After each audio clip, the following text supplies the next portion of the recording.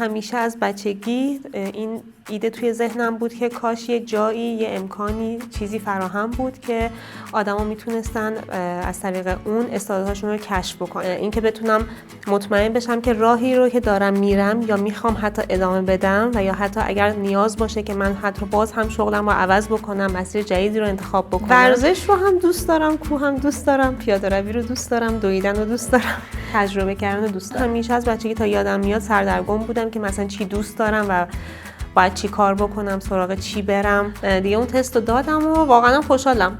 کمی راه برام روشن‌تر شده الان. انگار یه مهر تایید توی زندگی که داری راهتو درست میری، پس ادامه بده. انگار یه مسیر دیگه، مسیر رو بهت میدن، میگن که برو.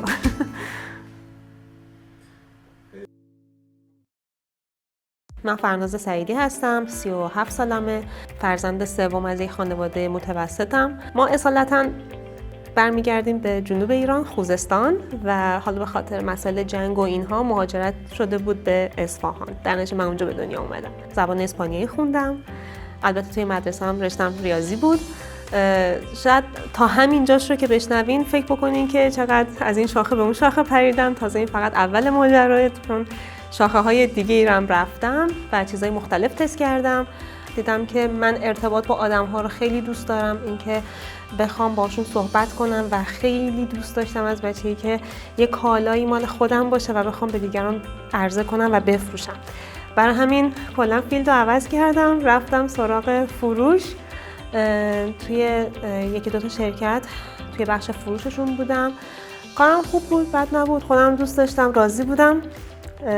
و همزمان با اون قضیه که من داشتم کار فروش انجام میدادم، خواهر من یک آموزشگاهی رو در واقع تأسیس کرد و آموزشگاه نجاری بود. بعد از سالها من کار خودم رو ول کردم، ملحق شدم به خواهرم، با هم یه شراکتی رو انجام دادیم و کار رو گسترش دادیم و من اومدم قسمت فروش اون آموزشگاه رو به عهده گرفتم و کار رو بزرگش کردیم و دیگه تا الان داریم همون کار رو ادامه میدیم.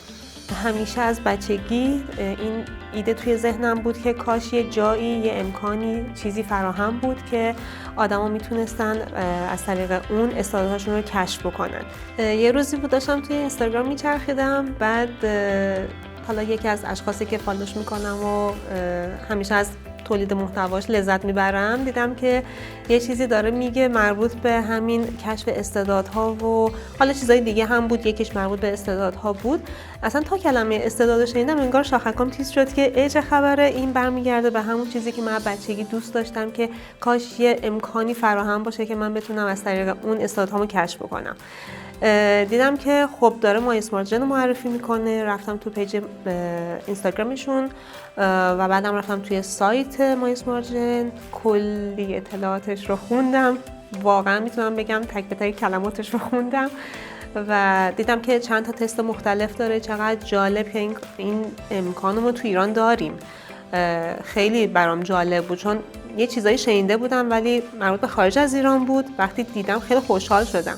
وقتی که این آزمایش رو دادم و جوابش رو گرفتم، اومدم یه بار همه چی رو از اول یه بازنگری کردم، هم زندگی شخصیمو هم زندگی کاریمو، تو همه چی، تو جنبه‌های مختلف. و حالا بیام اون چیزایی که حالا هم جواب تست رو بذارم، هم اون در واقع شخصیت خودم، اون چیزی که الان هستم، چون محیط گفتیم خیلی تاثیرگذاره، اون چیزی که الان هستم و بذارم کنار هم و یه بالانسی توشون ایجاد بکنم و اون چیزایی که خیلی پایینه و واقعا هم پایینه، یعنی محیط شاید اونقدر نتونسته روش تاثیر بذاره، بیام الان بیشتر رو اونا کار بکنم.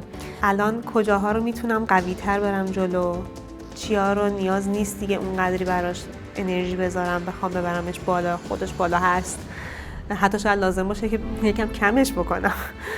کلا از اولش که من حالا با مای اسمارت جن آشنا شدم و فهمیدم که این امکان رو ما تو ایران داریم، میشه این همچین تستایی رو داد. حالا هم بحث تالنتش، بحث سلامت، تستای مختلف داره و خب حالا تالنت برای من جنبه در واقع اولویت بالایی داشت. از همون اول شروع کردم به اطرافیانم گفتن که ببینید من چی پیدا کردم، چقدر جالبه و من میخوام این تست رو بدم. برای بقیه هم جالب بود ولی یکم دست به عصا داشتن راه میرفتن که خب حالا تو تستو بده ببینیم چی میشه اگه تستو دادی جوابشو ما هم ببینیم، میشه به ما هم بگین چی شد. و خب من همین کارو کردم دیگه. تستو دادم، جوابش هم که اومدم یه حالا مختصری از جواب تست رو برای اطرافیانم گفتم که جالب بود که اونها هم بدونن که یه همچین چیزهایی هست و دوباره تاکید میکنم محیط چقدر تاثیرگذاره و ما میتونیم چقدر خودمون یه سری چیزای خودمون رو عوض بکنیم. اینکه بگیم که پس ما ژنتیکی این هستیم ولا غیر، نه، اینطوری نیست. خب هنوز زوده، نمیشه بعد از این مدت نتیجهش رو به چشم دید، ولی حسش کردم و قطعا هم میتونم بگم که هرچی برم جلوتر این بیشتر پیدا میشه. و خب خیلی خوبه از اون بلا تکلیفی که آدم نمیدونه و الان چی کار بکنه، انگار یه مسیر دیگه، مسیر رو بهت میدن، میگن که برو.